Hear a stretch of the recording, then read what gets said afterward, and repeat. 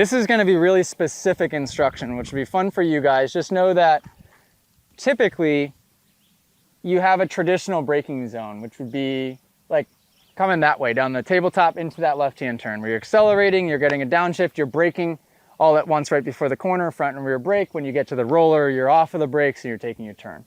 A traditional braking zone. This can be very different. Reason being, you have a jump right before the corner, and then after the jump you have a bunch of bumps. So you're really trying to just strategize on how we can keep the bike light so that it doesn't react when we hit the biggest bumps. So first things first is reading the track, right? This corner specifically, in my mind, it's just way too much time to go all the way out here for no good reason, especially because you have a long straightaway again before that table to single. Everybody that's jumping that table to single, even on the Super Mini, should be able to make it from the middle line. Don't need to go outside, right?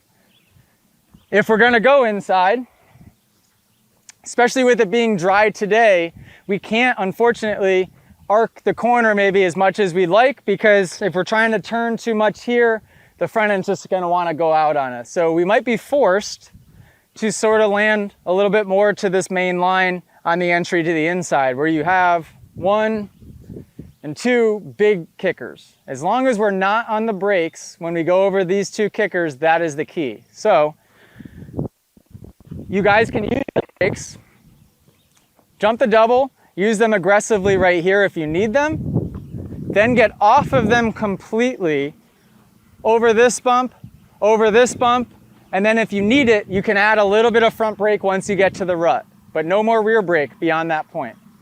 So essentially this situation is just gonna be off the rear brake way earlier than what you would normally be used to. One other thing I want you guys to do here, the corner is weird. Rut's not that deep, it's got powder in it, and then it gets to a point right here where the rut stops completely. You have a little hump and even more powder where there's not much hold. And then it kind of gets back into a little bit more of a definitive berm right here. So what that means is that we have to be careful with the amount of lean angle we have. If we create too much lean angle mid-corner right here where there's nothing to hold us, that front end's gonna wanna push every single time. So it requires patience and just limiting that lean angle. What I like to do, especially until I just get super comfortable, is I will stand, and I'll demonstrate so you guys can see it. I would stand first time through, probably until I'm here. So I'm standing the whole corner. Second time through, assuming that goes well, I'll probably sit somewhere right here, 90% mark.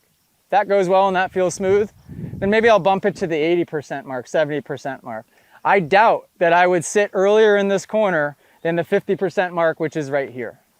So for those of you coming through sessioning it for the first time, I do not want to see anybody sit before this point.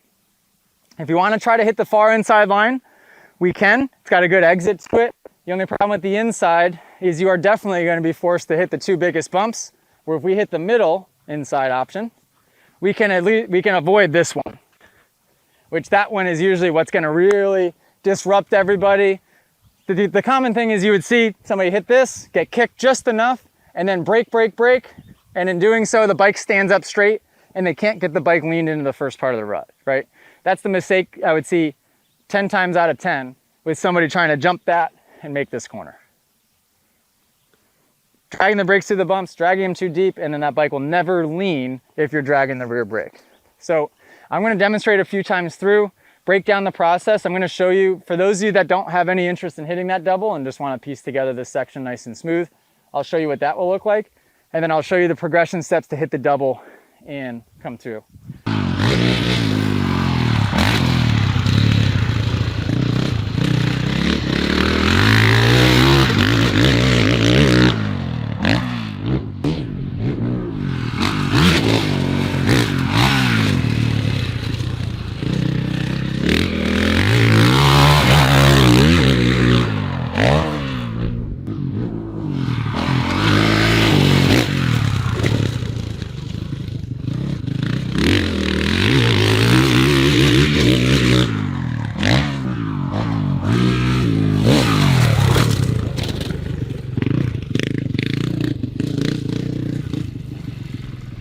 Super important that we land front tire first on this jump.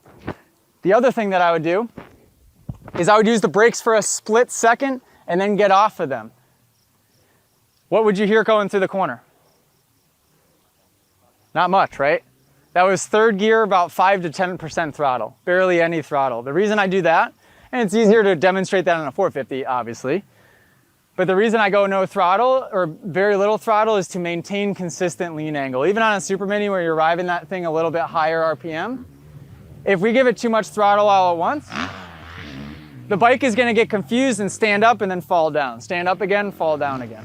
So really do your best to get off brakes early. When you do accelerate, stay smooth on the throttle. When you go to sit, be careful because that front tire is gonna wanna wash. So keep those abs tight, keep those elbows up. When you accelerate, do it nice and smooth so that way the bike's not ricocheting off of those braking bumps.